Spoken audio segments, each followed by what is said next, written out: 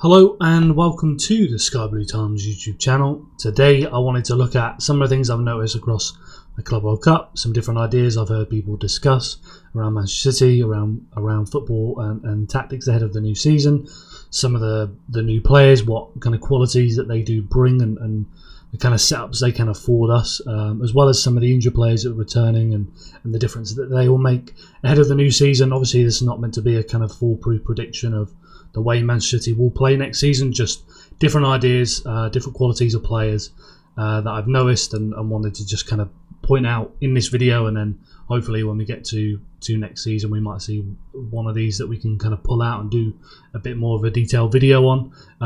But yeah, just to discuss through all the different ideas and things that I've noticed.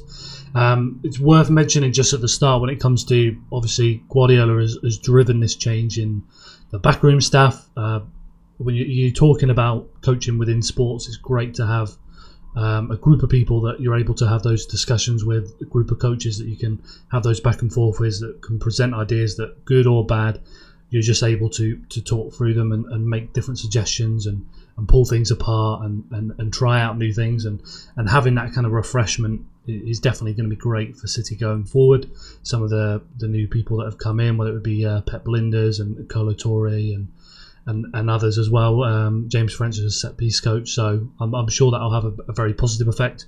But then when it comes to kind of pinpointing exactly where that coach makes a difference, I think the set piece coach is obviously a clear one on where you'll see the impact that we did see in the Club World Cup and hope to see over the course of the season. But when it comes to somebody like Pep Lijnders, who has such a reputation that's tied to Jurgen Klopp, is also somebody that is very much interested in the kind of Cruyff philosophy and come through Dutch football. So I wouldn't really kind of be too hard on trying to tie him to specific changes, and then also trying to tie him to too much to the way that Liverpool did play. Obviously he has that book intensity, and I'm sure in the kind of pressing aspect he'll bring a lot of experience and stuff like that, but it's not like you're going to see him come and drive a significant change either. I think that's quite delusional to say the least, but he's obviously going to have a very positive effect if everything that you've heard about the guy, as well as the other coaches, that they come refreshed, looking to kind of set up their own career and are really quite driven young coaches. That's going to be a great impact, not only for Guardiola but for the rest of the team that they're coming to training with. Such a group that is interested in and wants to make improvements and wants to succeed, along with the energy that they will bring. But yeah, so that's just that kind of thing I just wanted to mention at the start of the video. If we move to the first game against Wydad, now obviously with the conditions, this is something that this is a game that City were not going to press very hard in. We didn't expect to see much in terms of our possession with the conditions, with the kind of new players coming in. Would it be in the first game of the season? That's to be expected, and that kind of comes up in all the kind of pressing metrics that we'll touch on a little bit later on in this video. But a couple of things I found quite interesting within this game: Nico Riley and Rico Lewis moving inside. This is something we've seen across Guardiola's time, Manchester City, moving those two fullbacks inside next to the number 6. We've seen that when he was at Bayern Munich. You think about Lahm and Alaba moving inside next to the number 6, whether it be Alonso or somebody else. That's something we've seen before from Guardiola. I think that kind of is an interesting thing just to see in terms of him tooling around with what would be the best rest defence. And when we get to next season and as we move through, one of the key things will be trying to make sure the rest defence, so these 5 players here that are not directly defending but are there in a position to defend, how the setup of those players being in the right position, being the right profiles. We saw last season that not only was the setup maybe not ideal, but then also the profile players within that group of 5 was not necessarily the best. So when we're looking at this group here, it's obviously an improvement in some aspects compared to last season, but then it's still not the most ideal.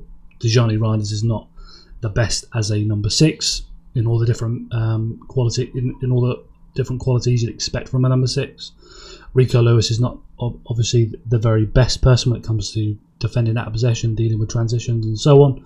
So there's going to be different changes you'd expect within this group, but that is a key area to watch ahead of next season how well they manage that rest defence. What's the setup? How well do they counter press? When you think of last season with that 3-1-6, you would often find that your 2-8s that are caught high up are not players well suited to tracking back, and are not in great positions to be able to counter press, particularly when you're talking about the likes of Gundogan and Bernardo Silva being up high along the opposition's defensive line. So then you have all that space within the middle, and then you've got 3 defenders and a number 6. That number 6 might most of the time be Mateo Kovacic. So again, not somebody that is so physically gifted when it comes to defending, to shuffling players out wide and so on. And then within that, the 3 centre backs that you had, there were so many injuries last season that you weren't able to consistently put out fit central defenders. You were obviously making kind of compromises throughout the season due to those injuries and other stuff going on. So managing this group is going to be very important when it comes to next season. I just thought it was interesting to see that O'Reilly and Lewis were used inside in those roles. You're probably going to see different players used within those roles over the course of the season, but in O'Reilly's case, that seems to be quite suited to him, so you're not moving him inside. You'd want him out wide, ideally if you're playing him at that as a left back, getting high and wide like we saw in other setups later in the tournament, and as we saw in the kind of running towards the end of the season, compared to Jeremy Doku holding the width out here. I just don't think he's yet as confident moving inside like Ryan Aït-Nouri is. And that will be the thing for him to kind of get more comfortable with when he's moving into the more of the kind of like half space, if he is going to continue as a left back. But when it comes to thinking about him playing in midfield more consistently, then you're going to get him more comfortable playing in deeper positions, which I think is also good for him. And Rico Lewis, certainly in this game, the red card aside, obviously, I think he does really good in deeper positions in midfield. It's just pairing him up with the right guys. So you don't want Tijani Reijnders as that number 6. You'd want somebody like Rodri or Nico Gonzalez. So you can get a benefit of what Rico can do, drop in deep and obviously knows the patterns, really good in short passes, and then can also offer what he can when he goes further forward into the kind of right half space area, his movement and how intelligent he is, good in small spaces and so on. So yeah, good stuff to see from there. Obviously something to watch over the course of the season. And then Tijani Reijnders was the kind of main takeaway of, wow, this guy is incredibly good at carrying the ball. We saw that in this game, carrying the ball from the goalkeeper all the way through, picking up from Ederson, and that was really, really, really impressive. So he picks it up from Ederson here. You've got Rico Lewis that pulls one player down. Foden drops, pulls a defender with him. Then he goes out to Vitor Reis, into Foden. Foden hits it back into Tijani Reijnders, and then Reijnders is then able to run. Savino makes the curved run inside. Marmoush making a run in behind. Jeremy Doku making a run from the far side as well. And very quickly, from starting with the goalkeeper, Tijani Reijnders drops, and you're able to carry the ball, play it through the opposition press, and quickly find yourself in on the opposition goal.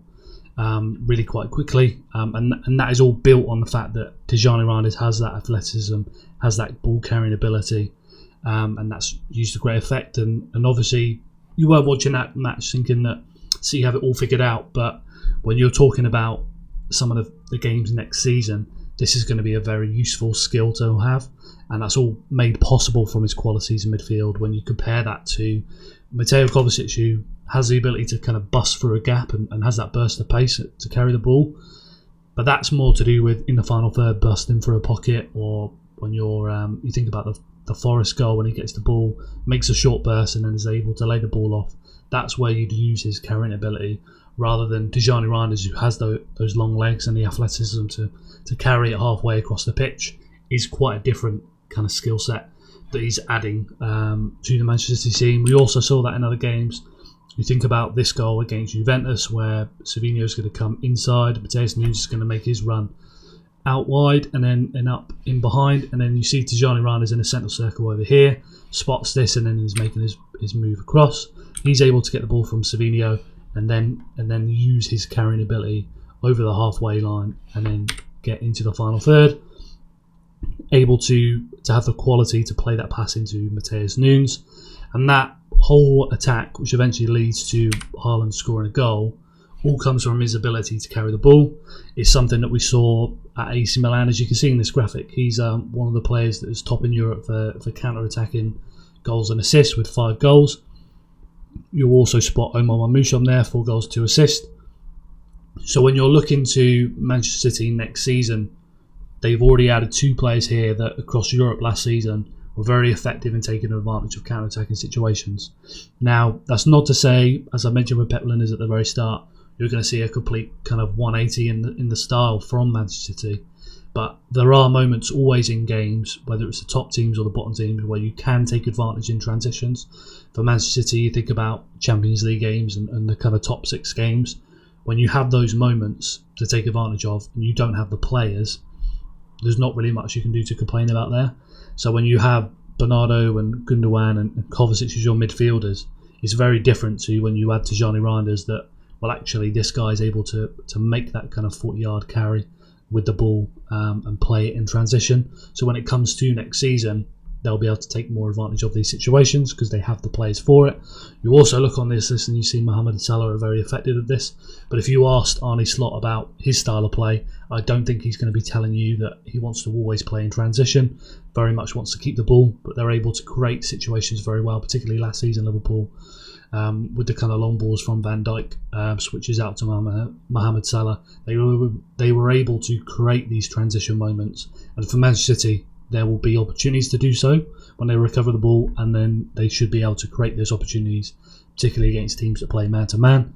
Now adding Omar Marmoush in January and into Tijjani Reinders in the summer, alongside somebody like Erling Haaland and some of the other players that they do have, they're now better equipped to take advantage of those situations and score those goals. Now, if we move to the second game, which was against Al Ain, and this one we saw a complete kind of shift in the way that City was set up. So we saw in the first game wingers out wide. Now we're seeing fullbacks, similar to what we saw from last season. We saw this 3-1-6 of sorts, you'd think, when you were first watching a match, with Gvardiol, Kanji and Kusanov, and then Nico playing as the number 6. But then what we did see, aside from obviously expecting to see the fullbacks out wide, is we saw this kind of high box here with Gundogan, Etcheverry, Bernardo and Haaland.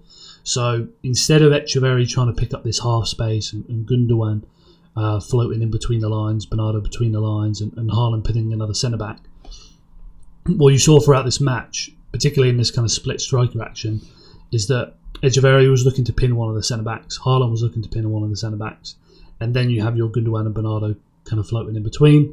And then if you're able to play it out wide to the likes of Aït-Nouri or Matheus Nunes, then very quickly you can find yourself in a 2v1. If Haaland's able to pin the centre-back, Bernardo's able to come out and support Nunes, you're able to find 2v1 situations out wide quite easily, as well as having Etcheverry curling off and making that running behind, Haaland curling off, making a running behind.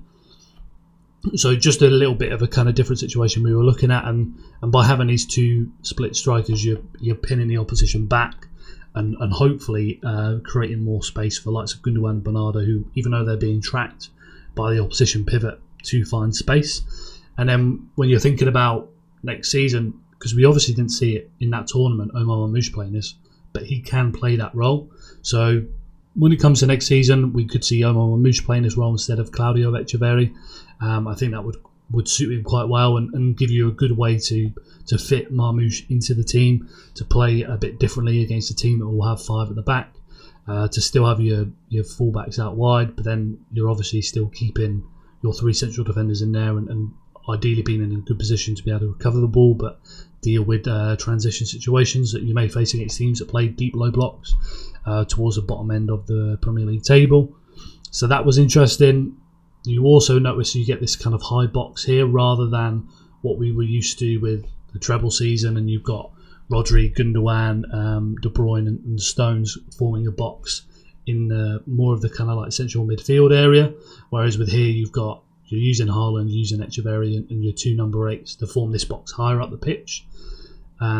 So yeah, definitely things that we may see when it comes to next season. This is just a little look at that kind of shape where you've got Etcheverry up here, you've got Erling Haaland up here, you have Gundogan and your Bernardo Silva up here in this situation. And then obviously you've got your two fullbacks, so Ryan Aït-Nouri out there, Matheus Nunes out there, and as we've seen throughout Club World Cup, and we're talking about through this video, is particularly with the addition of Ryan Aït-Nouri, you've got yourself a few different options in the way that you could use him. So in this example, in this game, he's providing a width and he's staying out wide for most of the time. But as we'll find out in the Juventus game as well, you then have the option to move him inside, whether that is to rotate with Jeremy Doku and move into the half space, whether that's to play more of a kind of central midfield role when he's inverting.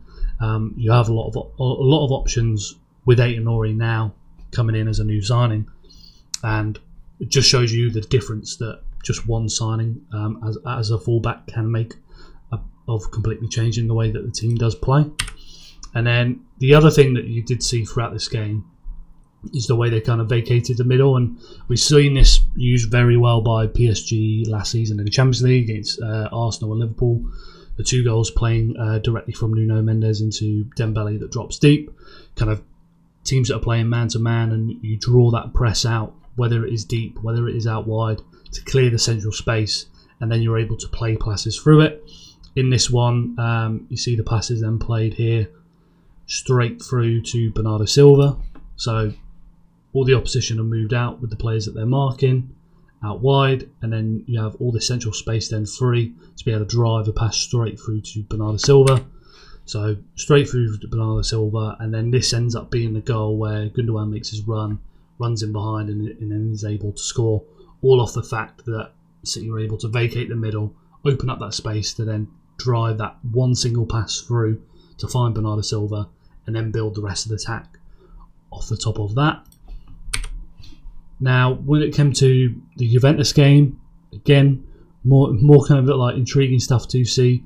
This one surprised me the most of the Club World Cup games because of how quickly they were able to kind of start doing these rotations between the players out wide and inside. So I mentioned about the options that Ryan Aït-Nouri affords you. He was rotating in and out with Jeremy Doku so that he can come more inside. You had Tijani Reinders that was able to join the last line if Aït-Nouri tucked in and come out deeper, and then Doku could provide the width. And that kind of movement between those three players on that side, as well as with Nunes and Bernardo on this side. So you've got Savinho that was allowed to come inside, Bernardo that can drop back deeper into midfield, Matheus Nunes that could then move back out wide and hold that width. Those rotations were very impressive to see so quickly. It's reminiscent of what we saw from PSG, their jump from the first season under Enrique to the second season, the kind of rotations that they would make, and always knowing the space that need to be filled by a teammate as he vacates it. But for Manchester City, you're thinking this is pre-season of sorts, or it's the end of season, however you want to view that. But it's brand new players. It's a lot of new coaches coming in. Very much a kind of refreshed and kind of different look at the team. And already they're doing rotations that you'd expect to see a team that's a bit more well drilled into the season doing. So kind of gives me a lot more confidence going into the season that they'll be able to pick up a lot of things quite quickly. So that was good to see. And then when you're talking about teams that are defending deep, it's incredibly tough to be able to keep up with these rotations if you're not being aggressive and you're just giving them the space in front. You will just get pulled apart. So yeah, that was like really good to see that. I mentioned about Jeremy Doku moving inside. That's something we may see as well, a bit more of. Gets him into kind of better positions inside the box when it is to shoot. Gives him a bit more license to move inside and find the better space for him to shoot, but also to ask more questions of the central defenders. So you're thinking about the fullback defending out wide for Jeremy Doku, limited space. You can easily double up on him, but when you've got Ryan Aït-Nouri holding that width and pinning that fullback, then when Jeremy Doku's bursting inside, it's a lot more, a lot tougher for the midfielder to deal with, the centre back to deal with when he moves into this kind of half space area. About how you stop somebody that has such physicality and athleticism, is so good at carrying the ball and dribbling as well. Versus if you're just looking to try and force him to the byline all the time and double up on the inside. So he's only got that route out wide. So again, as I mentioned with Aït-Nouri, he unlocks a lot more for the team, the kind of rotations and different setups you could use. But for Jeremy Doku, he gives him the opportunity to move inside more. and that should, over the course of the season, if he takes advantage of that space, unlock more end product from Jeremy Doku, which would be great, and obviously the team would need that outside of the likes of Foden, Marmoush, Cherki and Erling Haaland. You need more scorers, and so for Jeremy Doku to find more consistency with the goals and assists, because he's afforded that license to move inside, I think would be great. Obviously, when it comes to you thinking about the counter press and the setup defensively, if you're going to move Doku inside, then you're pulling Aït-Nouri out here, so you've got to make sure that you're still keeping that good shape. So you need players like Tijjani Reinders to be switched on, Aït-Nouri to be switched on, so you are keeping that structure and you're in a good position to be able to counter press and win back the ball effectively. But yeah, that was really positive. Obviously, I mentioned from this game earlier in the video about his carrying ability, Tijjani Reinders, and then also over on the other side, Matheus Nunes, Bernardo, and Savinho. I thought that was really good from the three of them. You also saw Rodri, that when the opportunity was there, would kind of pull out up high to support and give him a bit more of an overload, and you saw at times Aït-Nouri move inside and find himself into the sixth position. So you think about Tijjani Reinders is moved a bit higher here, Omar Marmoush over here, Bernardo Silva here, Jeremy Doku's still out wide, but Aït-Nouri's moved inside. Then you've got Diaz and Akanji up top, and then I believe this is Rodri here, Nunes here, Rodri telling him not to play the ball forward just yet.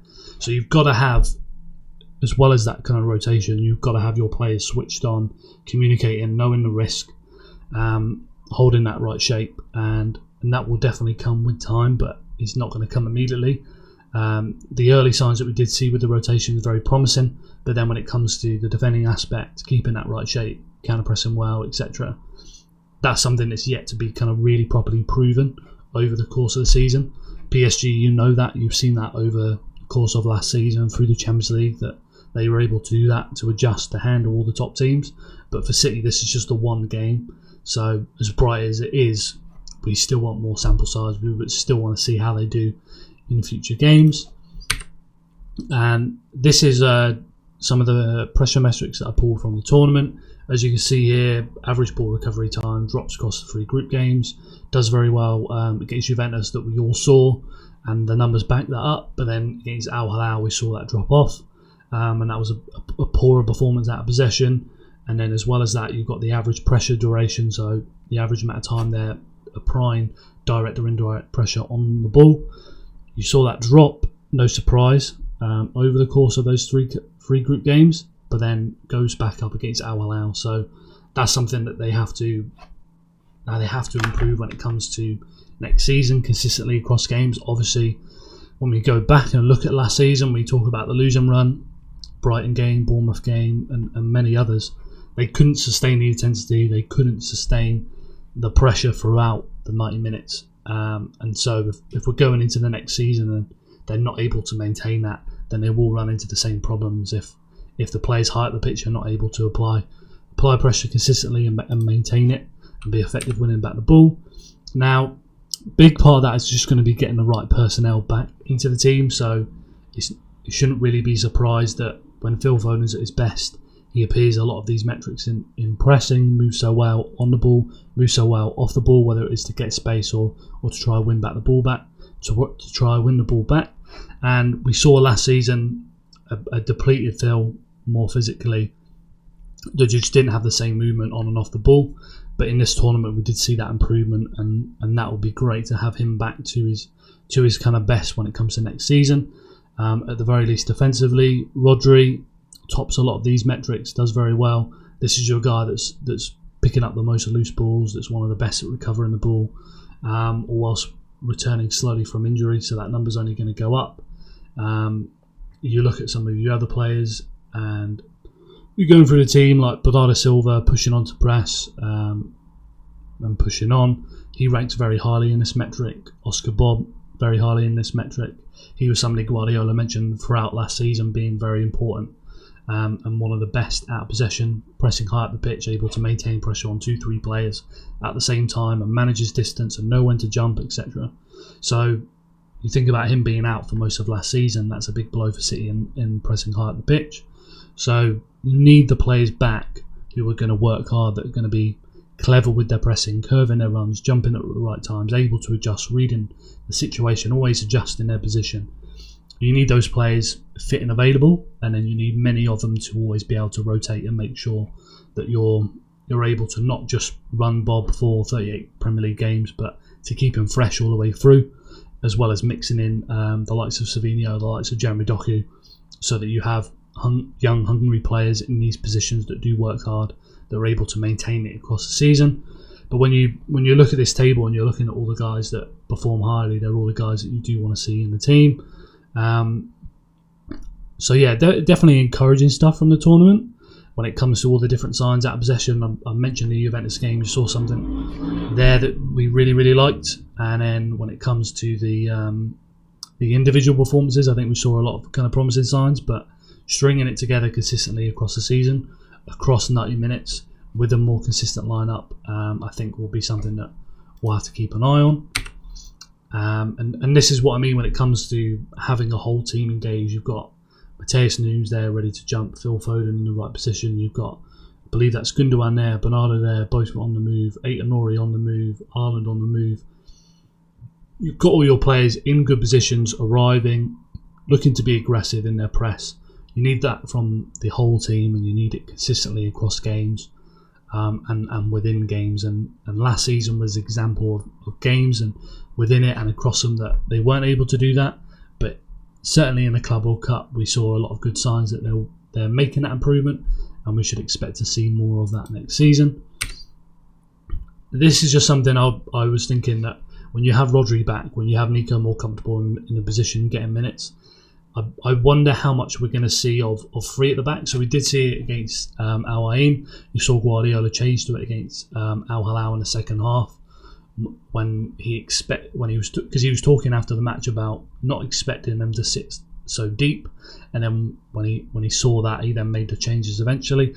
So I suspect that we'll see more of the three at the back when it comes to teams that won't press high, and we're kind of having to break down the low block, and you want to have those three central defenders that are there to be able to deal with those situations in transition. So I suspect we'll see more of a three in those kind of games. But then with teams that are going to press us, which has only increased last season with the quality that's moving down the Premier League table, the teams that are going to press us, I think we're going to see more of two central defenders, and then Rodri dropping in to be able to form a back three when needed, when under pressure. Otherwise, I think we'll see that two and your two fullbacks more consistently across next season. But that's just a personal thing for me. Kovacic does this actually really well when he's playing in a double pivot, dropping out more to like the left centre back role. So there's different ways to kind of form that back three, but with Rodri and Nico dropping in the middle, I think we're going to see more of that next season, rather than that back three consistently across games. This is something I'd love to see us improve on next season. If you watch Premier League games from Manchester City last season, you would have seen lots of times where they will, whether it's from the kickoff or free kicks and so on, they will look to play this long over to Erling Haaland, pulling onto the right hand side, and they've not been as effective at winning those situations and then taking advantage of them. We've seen it try out a few different times at the Club World Cup. You think about players like Cherki that you could pair and get in and around Haaland, Phil Foden, Omar Marmoush. You want to pair these guys with Erling Haaland winning those balls, knocking it down to be able to take advantage of those situations. But last season we didn't really see that used to the very best of their ability. So when it comes to next season, I'd love to see that improvement. One thing with that is there's a lot of speculation around Ederson leaving, James Trafford coming in. So if you're moving to James Trafford, you're moving to somebody that's right-footed. So maybe we'll then see them, instead of pulling out over to this side, they'll start to target this on the other side, on the left side instead. Set pieces I've mentioned throughout the video, and particularly at the start, with James French coming in, we did see an improvement in how they approached a change. This is the one against Al Ain where you've got Kusanov there to disrupt it inside the box. Nico Gonzalez moving along the top of the 6-yard box. Echeverri there attacking the back post, similar to what we saw from Jeremy Doku in the other games against Al Hilal and Wydad. And then you've got your group of players here looking to move and attack the ball towards the near post. So at least something different, whereas when we were looking at last season, there was a lot of packing the 6-yard box and trying to push the opposition inside there. There wasn't much effort to be able to attack the back post when you've got Echeverry and Jeremy Doku in other games. So it's good to see that they were just a little bit more organised. They were certainly more effective against Al Hilal. As much as it was poor performance in many aspects, they were always threatening from set pieces, and in every single game in the Club World Cup, they either scored directly or indirectly from a set piece. So I think that was really encouraging kind of signs to see. But then when it comes to playing that out across the season, you can get worked out, things can change, and you look at Arsenal, there's periods where they're really successful over the season, but it's not like over the entire course of the season, every single game, they're always at their most dangerous from set pieces. Opposition do figure you out, as good as you may be.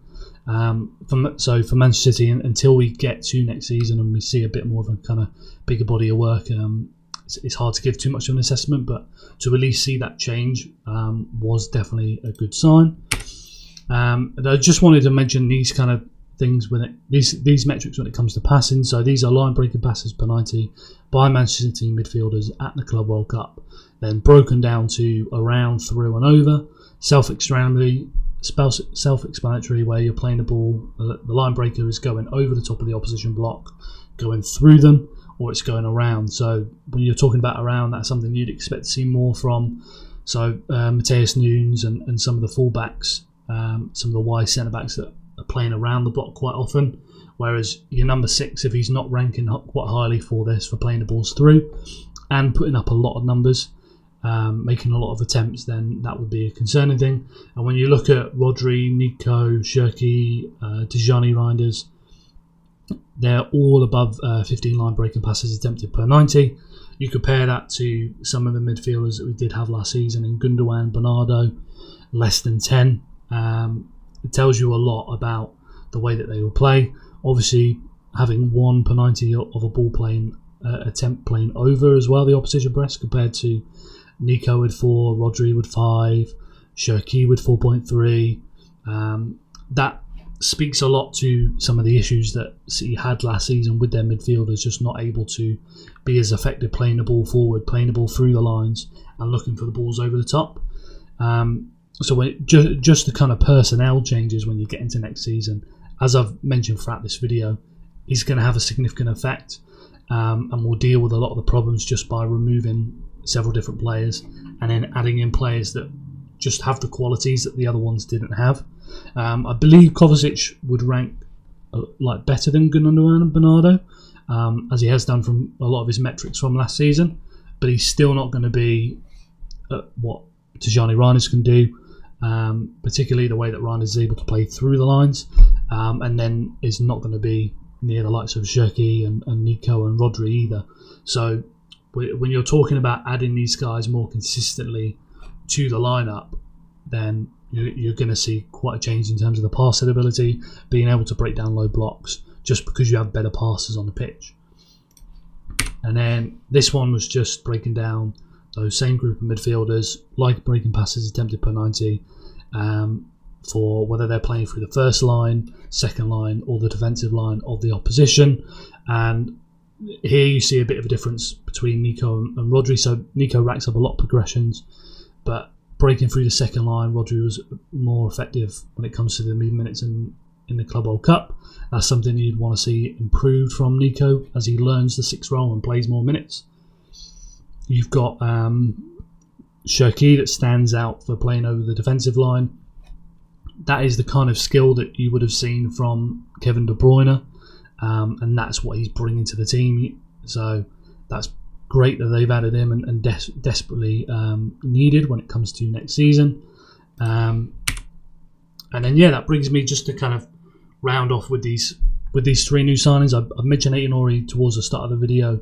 It gives you a lot of options with how you want to set up, whether you want to move your wingers inside or outside, able to play more into midfield. We saw over the tournament that he's able to play many different roles and is not a fullback that's come in who's only able to overlap or he's only kind of inverting like Zinchenko would.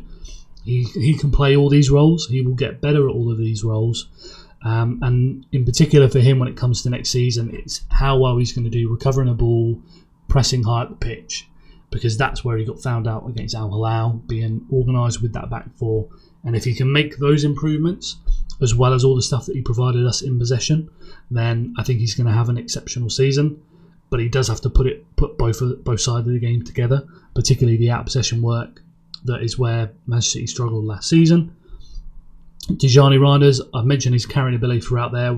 You can see his ability to break lines with his passing. You think about some of the passes he was playing into Jeremy Doku inside the box. He's somebody that can fire those passes through the lines, as well as his carrying about, as well as being so much more mobile, getting across the midfield compared to Gundogan, compared to Bernardo Silva, compared to Mateo Kovacic, able to shuffle players out and apply pressure. He's much more effective than those players. So getting to see him play more minutes next season, playing alongside Rodri, alongside Nico, is going to have a lot. Well, not just a lot. It's going to have a real kind of complete changing effect on the midfield ahead of next season. Just to swap out those kind of personnel one for one. So when it's Ilkay Gundogan playing 3,000 minutes last season versus Tijjani Reinders playing 3,000 plus minutes for Manchester City, just that swap alone is going to have a huge impact. And then Cherki, I think he's been eased in the tournament, maybe not got the minutes that people wanted to see straight away, but this is somebody that will be able to change games, as we saw in this tournament, as we saw in his appearance for France in the international break. He can come on and in 5 to 10 minutes completely turn a game on its head. He can, against a team that's sat deep in a low block, he can pick that lock. He's that kind of player, and I think as well as that, we've seen reports of his attitude and his pressing ability, and then throughout the tournament I've watched him and that's all gone away for me. We've seen somebody that's worked very hard, that's determined to perform, that's shown the quality and promise ahead of the new season. So very optimistic about how he's going to be able to fit into the team and perform ahead of the new season. So yeah, that's pretty much everything for me. These are just all things that, as I mentioned, I've noticed, some thoughts on players, seen at the Club World Cup, ideas I've seen talked about online, and just wanted to kind of discuss through all these different ideas ahead of the new season. And then yeah, if we see something in the game, then I can go in a bit more detail on something specifically. If there's anything you saw at the Club World Cup or you're thinking about ahead of the new season that I didn't discuss in this video, then please make sure you include that down below in the comments. Otherwise, make sure you like the video, make sure you subscribe so you don't miss the next one, and we'll be back with more content this week.